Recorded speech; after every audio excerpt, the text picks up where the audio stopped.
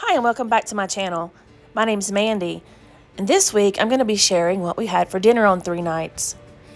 If you like this kind of content, please subscribe, like, and hit that notification bell. It's going to be a good one this week, and there's some laughs involved too. So this is All Things Mandy.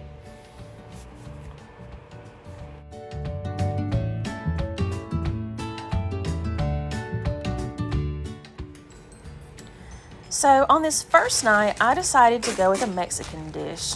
When I go to eat at a Mexican restaurant, one of my favorite things to order is cheese and bean enchiladas. So I'm going to try to recreate that tonight.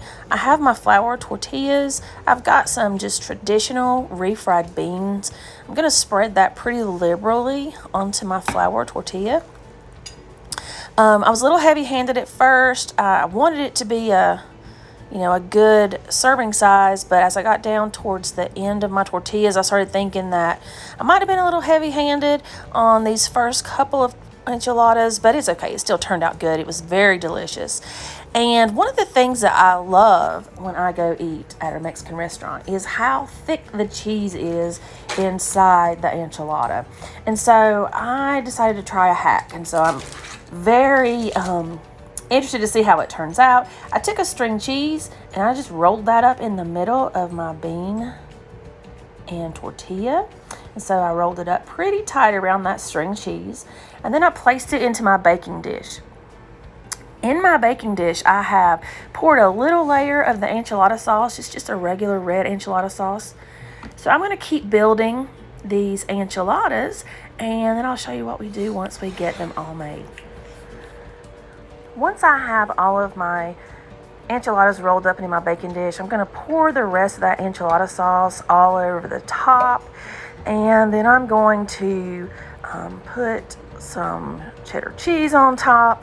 And I'm going to put that in the oven just until the cheese melts. And that's going to heat those enchiladas through.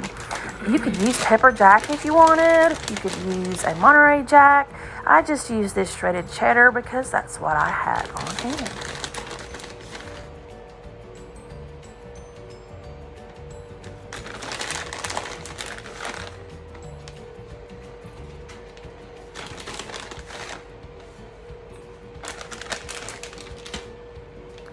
One thing that I love at the Mexican restaurant is the white queso cheese that they pour over top. So once my enchiladas are finished baking, I'm going to serve it with the queso cheese and some sliced jalapeno on top. And let me just tell you, friends, this was delicious. Definitely my favorite meal of the week. You've got to try this recipe. For the next night, I decided to make my husband's famous, delicious chicken pot pie recipe. So I've got some chicken tenders that I cooked up, and I have a pie crust, some mixed vegetables, and some sour cream. So I'm going to start by just cutting up my chicken into small pieces. I just boiled that on top of the stove, and I put some Italian seasoning, salt and pepper in the water as it was cooking, and I just boiled that up till that chicken was done. I only used like 3 large chicken tenderloins, but I think that's going to be enough for this pot pie. So I'm just cutting up my chicken, and then I'll show you how we put it together.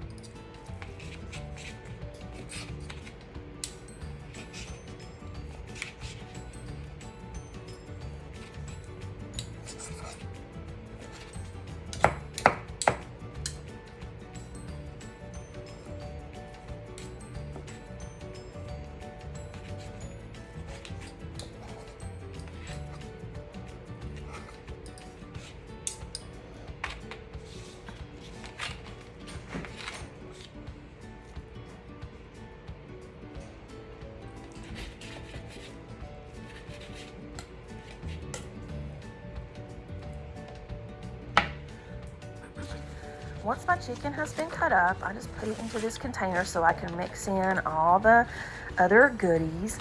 I put the chicken into the container, and then I took a bag of frozen mixed vegetables. Now, this is where I kind of strayed from my husband's recipe. He always uses a can of mixed vegetables like veg-all. I decided to get the frozen ones because I tend to like frozen vegetables better than canned, and I think that's where I may have messed up.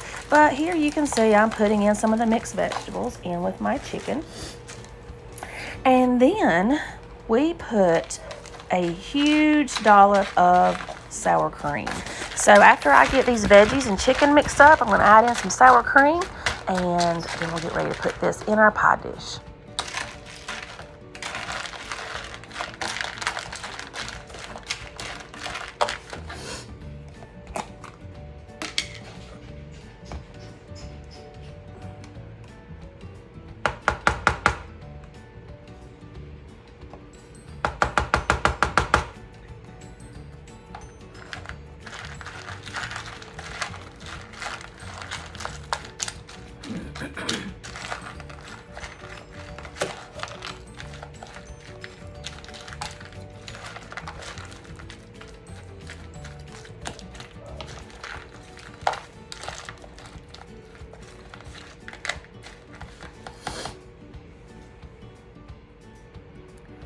So I seasoned with salt and pepper. I also added in a cup of that chicken stock that I cooked the chicken in. I think that's where I messed up. I was thinking that it was looking too thick and I wanted it to be more creamy, so I thought the chicken stock would loosen up that sour cream, and it certainly did, because my mixture became way too watery. And so this is where I started falling off the tracks. So I kept adding the sour cream in to try to thicken it up. And it was one of those things where I just had to keep adding vegetables, keep adding sour cream to try to get that mixture to the right consistency. And I think this is where I should have just stuck to my husband's recipe.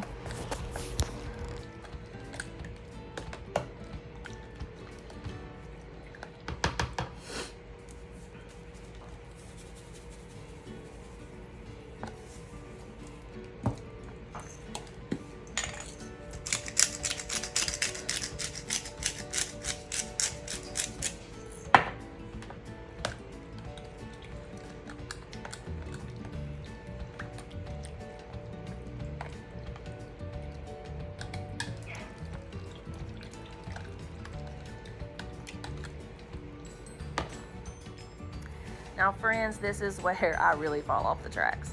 So I start filling my deep dish pie shell with this mixture, and you're gonna see here I'm so embarrassed because I was excited to get this chicken pot pie going. I knew it was gonna be tasty, and I start pouring in that mixture, and where I kept adding the sour cream and the vegetables, you can see about right here, I overfilled my pie dish. So I had to kind of rethink things. I did save it, but it's not going to be pretty, friends. I'll go ahead and tell you that. So I got some of the mixture out of the pie, and then by this time my top pie shell had kind of melted, and then it fell apart. And so you can see I'm just trying to save this, and it's not going to be a pretty pie, but it'll taste good. I know the flavor's on point. So you can see me here trying to salvage this pie crust. And I mean, I'm just laughing while I'm doing this because I was so excited to share this recipe, and I have so failed at that. But again, like I said, the flavor is on point, and I'm going to figure out a way to save the rest of that pie mixture. This is why I should have let my husband make this. That's going to be one ugly pie. Oh well.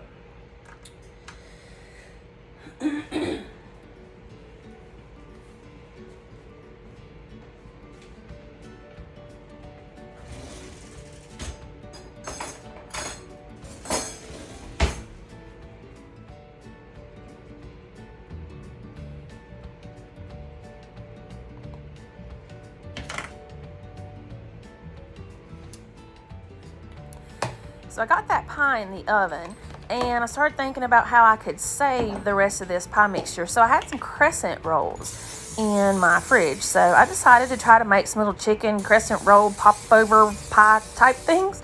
So I'm spraying my muffin tin here, and I'm going to take this crescent roll dough out. I'm going to press the seams together, and then I'm going to cut it into squares. And I'm going to try to somehow create little mini chicken pot pies here. So once I cut them into squares, I'm going to put one in the bottom of each muffin tin, and then I'm going to put some mixture in, and then I'm going to top it with another square of crescent roll dough. So we'll see how this turns out.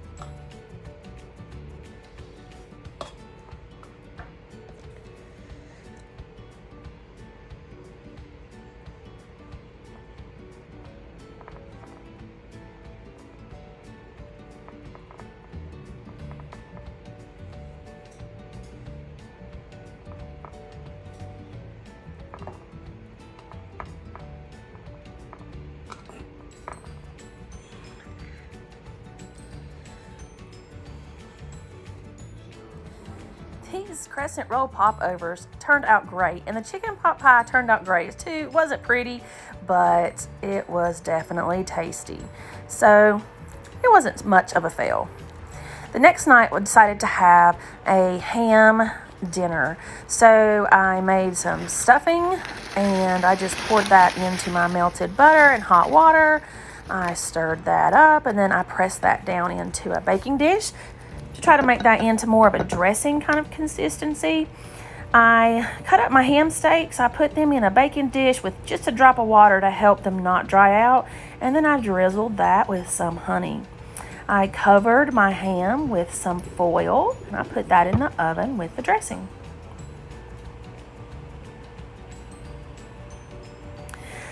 I also made a box of just this simple mac and cheese. Just followed the box instructions.